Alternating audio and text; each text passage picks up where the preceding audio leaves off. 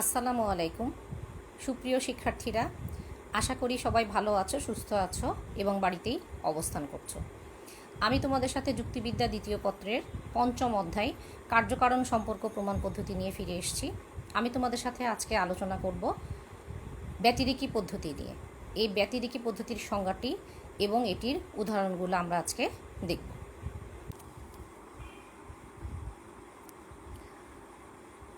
ব্যতিরেকি পদ্ধতিকে বলা হয়েছে দি মেথড অফ ডিফারেন্স। অপনয়নের দ্বিতীয় সূত্রের উপর এই ব্যতিরেকি পদ্ধতিটি প্রতিষ্ঠিত। যুক্তিবিদ মিল তার সিস্টেম অফ লজিক গ্রন্থে যে সংজ্ঞাটি দিয়েছেন তা হলো, যদি কোনো ঘটনা একটি দৃষ্টান্ত ঘটে কিন্তু অপর একটি দৃষ্টান্তে না ঘটে এবং দৃষ্টান্ত দুটির মধ্যে শুধু একটি বিষয়ে অমিল ছাড়া অন্য সকল বিষয়ে মিল থাকতে দেখা যায়, আর অমিলের বিষয়টি যদি কেবলমাত্র প্রথম দৃষ্টান্তেই উপস্থিত থাকে, তাহলে অমিলের বিষয়টি হবে ঘটনাটির কার্য বা কারণ বা কারণের অপরিহার্য অংশ। এখন আমরা এই পদ্ধতিটিকে একটু ব্যাখ্যা দিই। প্রথমত এখানে বলতে চাওয়া হয়েছে, ব্যতিরেকি পদ্ধতিতে সবসময় দুটি দৃষ্টান্তের প্রয়োজন থাকবে, একটি হবে সদর্থক এবং একটি হবে নঙর্থক।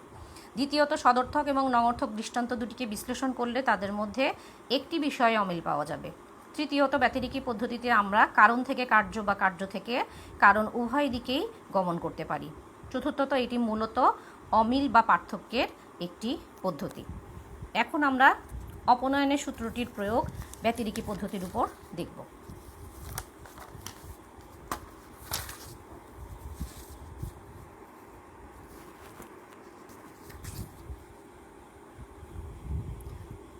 অপনয়নের সূত্রের প্রয়োগ। ব্যতিরেকি পদ্ধতিটি যে অপনয়নের সূত্রের উপর প্রতিষ্ঠিত তা হলো, যদি পূর্বগের কোনো ঘটনাকে বাদ দিলে অনুগের অঙ্গহানি ঘটে, তাহলে পূর্বগের সেই ঘটনাটি হবে কারণ বা কারণের অপরিহার্য অংশ।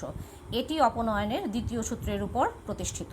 অর্থাৎ কোনো ঘটনা থেকে আমরা যদি একটা অবস্থা অপনয়ন করার ফলে দেখি একই সঙ্গে অন্য একটি অবস্থা অপসারিত হয়েছে, অথচ ওই ঘটনার অন্যান্য সব অবস্থা অপরিবর্তিত রয়েছে, তাহলে বুঝতে হবে আলোচ্য ঘটনাটির সাথে অপসারিত ঘটনাটির কার্যকারণ সম্পর্ক আছে।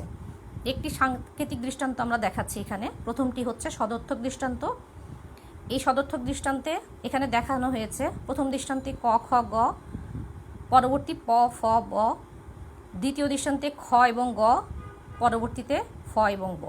এখানে 1 নম্বর ছকে বোঝানো হচ্ছে, প্রথম দৃষ্টান্ত বা ছকে যেখানে ক রয়েছে সেখানে প রয়েছে, দ্বিতীয় দৃষ্টান্তে যেখানে ক অনুপস্থিত আছে সেখানে প অনুপস্থিত আছে, অর্থাৎ ক এবং প ব্যতীত বাকি সকল বিষয়ে মিল রয়েছে, কাজেই ক অথবা প হচ্ছে কারণ অথবা কার্য। এরপরে আমরা নঙর্থক দৃষ্টান্তটি দেখব। এখানে নঙর্থক দৃষ্টান্তে বলা হয়েছে, প্রথম দৃষ্টান্তে বলা হয়েছে খ এবং গ, পরবর্তী ঘটনা হচ্ছে ফ এবং ব। দ্বিতীয় দৃষ্টান্তে ক খ গ এবং পরবর্তী ঘটনা হচ্ছে প ফ এবং ব। এখানে উপরের ছকে দেখা যাচ্ছে, প্রথম দৃষ্টান্তে যেখানে ক অনুপস্থিত সেখানে প অনুপস্থিত, দ্বিতীয় দৃষ্টান্তে যেখানে ক উপস্থিত সেখানে প উপস্থিত, অর্থাৎ ক এবং প ব্যতীত বাকি সকল বিষয় মিল রয়েছে, কাজেই ক অথবা প হচ্ছে কারণ অথবা কার্য। এখন আমরা একটি বাস্তব দৃষ্টান্ত দেখব। এখানে বাস্তব দৃষ্টান্তে একটু তোমরা লক্ষ্য করো, সংশ্লিষ্ট অবস্থাবলী অপরিবর্তিত রেখে বায়ুপূর্ণ কোনো স্থানে একটা ঘন্টা বাজালে শব্দ শোনা যায়, কিন্তু বায়ুহীন কোনো স্থানে ওই ঘন্টা বাজালে শব্দ শোনা যায় না। সে কারণে বলা হয় বায়ুর উপস্থিতি হলো শব্দের কারণ। অর্থাৎ সংশ্লিষ্ট অবস্থাবলী বলতে এখানে যেই অবস্থা আগে থেকেই ছিল সেই অবস্থাই বজায় আছে, এমন অবস্থাকে অপরিবর্তিত রেখে আমরা যদি বায়ুপূর্ণ কোনো স্থানে একটা ঘন্টা বাজাই তাহলে দেখা যাবে শব্দ শোনা যাচ্ছে, কিন্তু বায়ুহীন স্থানে ওই ঘন্টাটি যদি আমরা বাজাই তাহলে শব্দ শোনা যাবে না। সে কারণে বলা হয়েছে বায়ুর উপস্থিতি হচ্ছে শব্দের কারণ।